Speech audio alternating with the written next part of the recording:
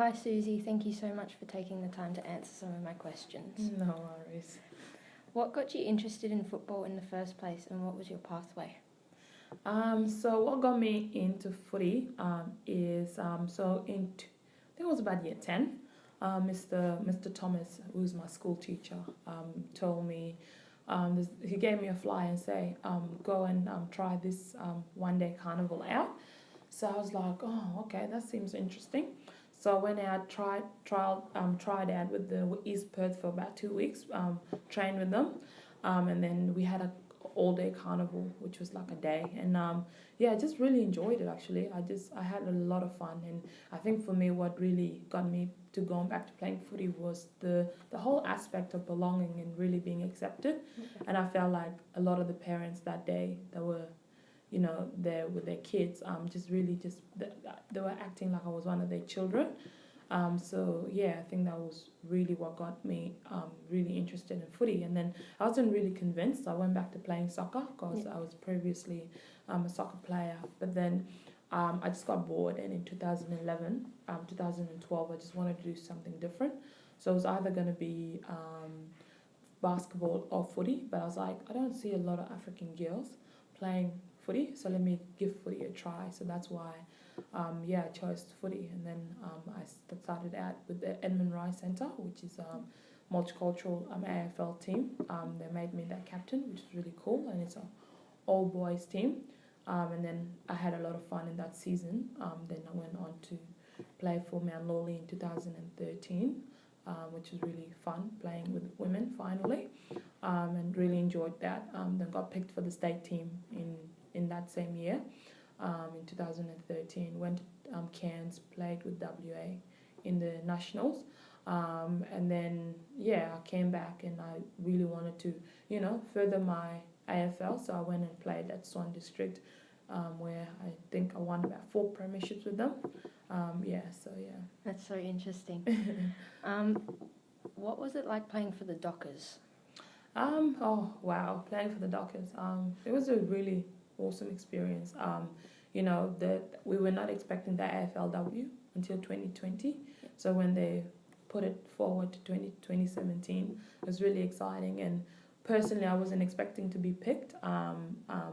So then when my name was called out and I got drafted, I was excited about just the opportunity itself. It's not just like now I can just see it's not just I'm not even playing AFLW anymore, but it's the opportunities after playing AFLW, and I think just being a part of something that's like the first wave of girls that played that year in 2007 forever go down in history. So to be amongst those group of girls, I think was one of the key highlights for me. And just seeing my community, the South Sudanese community, how they really embrace not just the South Sudanese community, but I guess the African community, just how they started embracing footy after that, and just the conversations around, wow, okay, there's now a female that's playing in the AFL that's from an African background,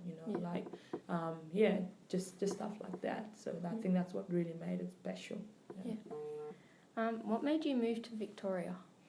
What made me move to Victoria? I think what made me move to Victoria is that whole concept of opportunities. I've been living in Perth for 14 years, and my AFL journey would not have been possible without the opportunities that I got from everyone that's across board in WA. But for me, growth wise, I just wanted something different. And the Carlton Football Club were offering me something in the VFL. So I weighed the options up, and I said, you know what, it's the capital of footy. What could possibly go wrong?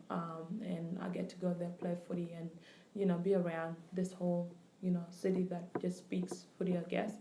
And I think and just the support I got from the club was really awesome. So what is your job title and what does it involve? So I just got a new job at AFL Victoria. So I work as a multicultural development officer. My role basically is to work in the participation in the talent space of the multicultural female programs. So that's basically I'll be doing that 2 days a week, and then 2 days a week I'll be out in the northern region, working with some guys out there, implementing multicultural programs in the Carlton region, which is really exciting because this is a massive space, and it's a space that I'm really passionate about. So yeah. Is there any difference in women's football in Victoria and women's football in WA? I think the big difference is that I think because everything's kind of central, everything's kind of here. Yeah. So I find that the women here have a lot more resources than the women in WA. So I think that's the difference, and just the playing styles are very different. But and over here there's we had a first practice game on the weekend, and there was a big support. Like there were so many people at the Oval. I was like, whoa.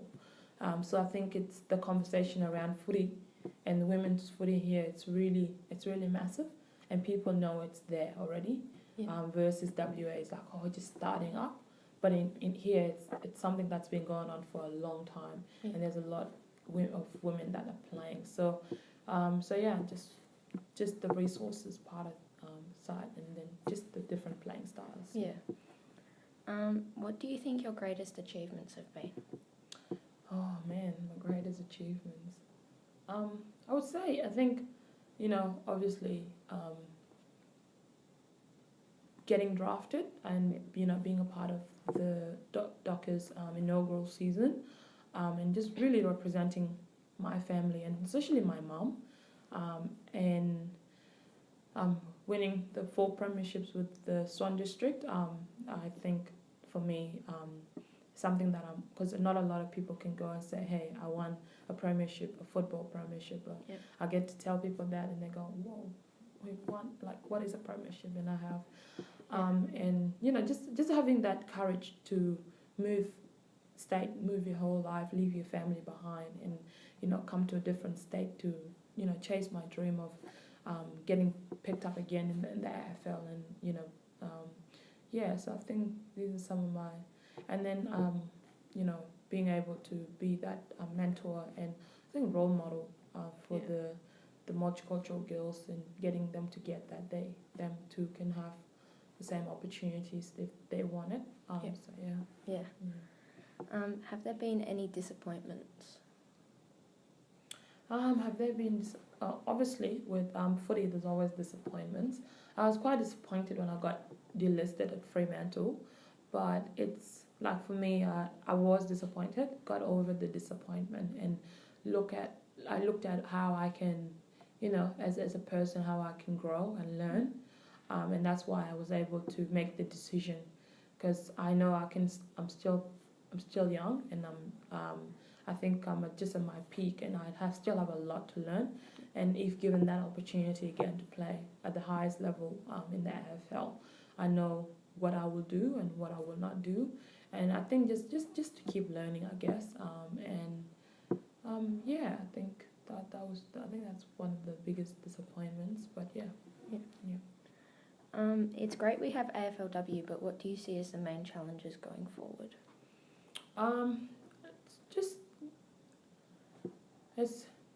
I think the main challenges, to be honest with you, is just the gap between the males and the female. And I felt it in the first season.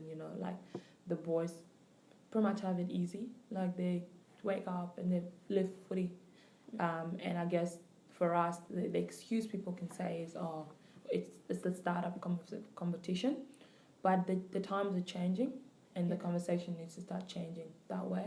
And I understand there's logistics and there's money involved and everything, but as a country that is so highly regarded for equal opportunities, it'd be good for women to have the same opportunities as the men's, where they can purely just focus on their craft, which is football, versus having to juggle 3 things at once, or having to juggle 4 things at once.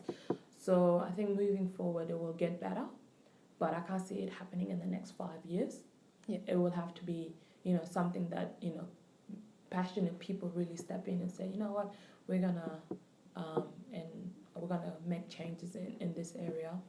But with anything, there's always challenges, and there's always hurdles that you're gonna overcome. And I guess, women being women, they're resilient, and that's pretty much why I think this is great for them, because if this kind of conversation was thrown to the men, I don't think they can handle it as well as the women. How they've been they just go about their business like nothing bothers them, but there's a lot that bothers them. So Yeah.